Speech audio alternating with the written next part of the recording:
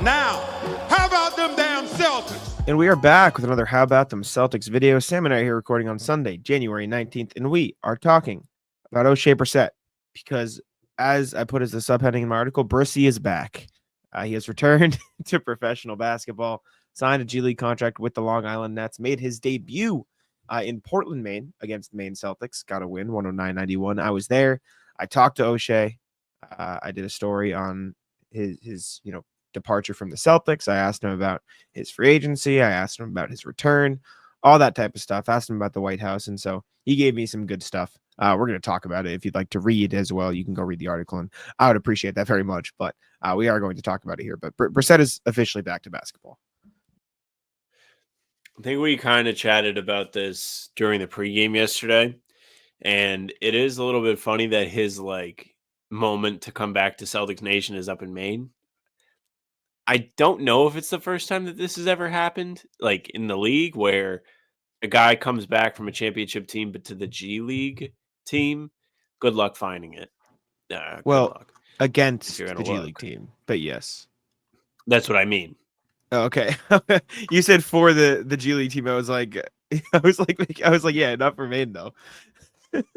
Yeah, no, but okay. Whereas he's not on the NBA roster anymore. Sure. Pretty unique situation. Pretty cool moment. I saw the video of when he checked into the game today. It was nice to see that he was recognized.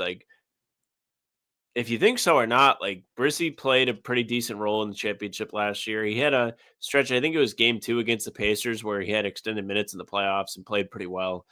I thought anytime he got in last year, he played his ass off and tried his absolute best to give the Celtics every single penny's worth of what they were paying him. And that's respectable. I mean, that's championship behavior. And it's good to see Brissy getting a chance with the Nets organization. Yeah. So I feel like a lot of the questions surrounding his departure were, well, the biggest one is why did he decline his player option, or what went into that? What happened after that? And I asked him, I said, basically asked him, do you regret declining the player option? Is that something you look back and you wish you did differently? And he told me, let me see, just so I have the quote. He said, no, I don't live my life like that. Everything that happens for a reason. I was confident making the decision, and right now I'm still confident. Also said, I love those guys. Talk to all of them all the time. So there's obviously no love lost. Brad and Joe, they definitely understood. And he sort of elaborated on why he did it. And he said it was definitely more about playing time. It's not starting or wanting shots or anything, but just being out there and helping the team. And obviously I know I can, and they know that. It was just I can't say we anymore. They have the best roster in the NBA from top to bottom. And I feel like a lot of people in the league know that. It's hard to crack that rotation. And like I said, no love lost. It's not a shot at anybody in the team. It's just the cards I was given. It was a great year last year, and I just wanted more for myself. So basically everything that kind of people speculated about is exactly what happened. He wanted to play more. He wanted more opportunities. He knew it wasn't going to be with Boston, so he wanted to move on elsewhere. I mean, we always kind of knew that was the case. It was the only reason why he would. He took a gamble on himself. He didn't land an NBA contract, an NBA roster spot just yet. And, you can always look at it, like you said, with regret, where you're like, man, I really could have stuck around and been a part of this team for another season. Still got to go to the White House. Still got to be there for that. That was pretty cool. And, he's probably working on his game, trying to improve as much as he can, which might be a little bit easier to do when you're not on a travel schedule and going out to play these away games and all that stuff. As much as it is great to be a part of a roster, if you're a player that needs to improve and hone your skills, I don't know. I could be wrong, because you have to spend your own money for gym time and training and all that stuff. It's a double-edged sword, but at least you have more time to do so. For what? What would you have to spend your money for? Sorry, I was reading something. To rent the gym or pay somebody to train with you. Yeah, no. I mean, I asked him why did you wait so long? And he was basically just I wanted to find the right situation. He said he had some training camp stuff, or teams that were interested in bringing him on for training camp, but he gave a pretty blunt's not the right word, but a good perspective on why he didn't do training camp. He said, I've been through those before. Once teams have their guys, or he said, I've been through those before. I know how it goes. Once teams kind of have their guys and then other people just kind of tag on, it's kind of hard. You got to go in there and honestly kind of get lucky to crack that.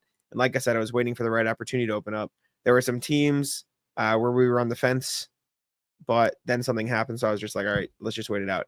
Like, and you kind of saw that with Lonnie Walker for the Celtics. Like, for teams, for NBA, front offices, training camp is let's get a closer look at guys. And for players, what I compared it to, it's kind of just like it's like a walk-on tryout at a D1 school. Like maybe you'll get lucky, but it's just hard to latch on there. And so Oshae was basically like he had some interest, but nothing was what he wanted. So he just waited wanted to bide his time. I asked him about going overseas too. And he was like, I wanted to stay in the NBA ecosystem, which you understand, I suppose, to a degree. And so he kind of landed on waiting for the right G League situation and said he liked what the Nets had to say about his role and stuff like that. And so he ended up there. I mean, it makes a lot of sense what he had to say about training camp. There really isn't a whole lot of like sticking on with a team if they've already got their guys. Like Lonnie Walker was the prime example, right? This year. I mean, everybody knows it. I think you said it. Lonnie was everybody was excited about him and they were going to trade for him last year. And then they brought him in for training camp. I was in on the Kool-Aid. I was like, yeah, they probably want him. Like, makes sense. Like, they wanted to get him in February. They brought him again for another look at him. Like, he's going to make the team, and he didn't. And we thought he actually had a chance. Never mind if it's just some guy that they bring in. Like, if it's just like, I mean, O'Shea is like a different case than it's different because he played here. It's tough to really say what people around the league would think of him. And he would just have been on a championship team, so that's like a rarity too. But he's just one of the other guys in that situation, and it's really not worth it, like he said, and it makes a ton of sense. Yeah. Also talked about how Tatum invited him to the White House. It was funny. I like he said that in his YouTube channel, so we kind of knew that. But he said he didn't even know it was a thing until Tatum texted him. He was like, yeah, he texted me, are you coming on Wednesday? I said, what the hell's Wednesday? It ended up that it's White House visit, got invited. The Celtics like flew him out, got him there, paid for his flight and stuff. And yeah, he was at the White House, everything. I asked him about where the Celtics are at right now too. And he said, he said, from watching, I know that they're not worried at all. I know that they have the skill set to do exactly what they did last year. He talked about how Jason, Jalen, and Joe said that going into the season, they knew they'd have a target on their backs. Said, I don't think anyone over there is worried. I don't think fans should be worried at all either. Obviously different from last year. Last year, kind of steamrolling teams. And now, like I said, everyone's going to give them their best shot. They'll be fine. So as we're in a panic mode covering the team, Brissett is not worried for what that's worth. Did you respond and go like, did you watch yesterday? I'll let you guess. What do you think I did? Do you think I did? Absolutely not. Absolutely not. I'm trying to think if there's anything else it would have been a valid follow-up in fairness to the media in that situation. I don't know if there's anything else interesting. I mean, feel free to go through. There's a ton of quotes in the article. Talked about free agency, mentioned like there were a couple things that popped up and nothing was right. Talked about how did he play summer today? He was all right. He was pretty good. He finished with, let me see, I have the stat line in here. He had 8 points, 9 rebounds, 3 assists, 2 steals. But he did shoot 1 of 7. So it wasn't quite amazing efficiency wise. He had a 4-point play, which was fun. That was the one, which is why the points is so high. Good hustle rebounds though. I mean, he was doing what Oshae does. And it was just good to see him on the court. He tapped up Tyler Lashbrook, the coach, because I asked Tyler about it after the game too, and he was like, yeah, I worked with him every day last year. He's just a really good person. Like, he's just a great dude.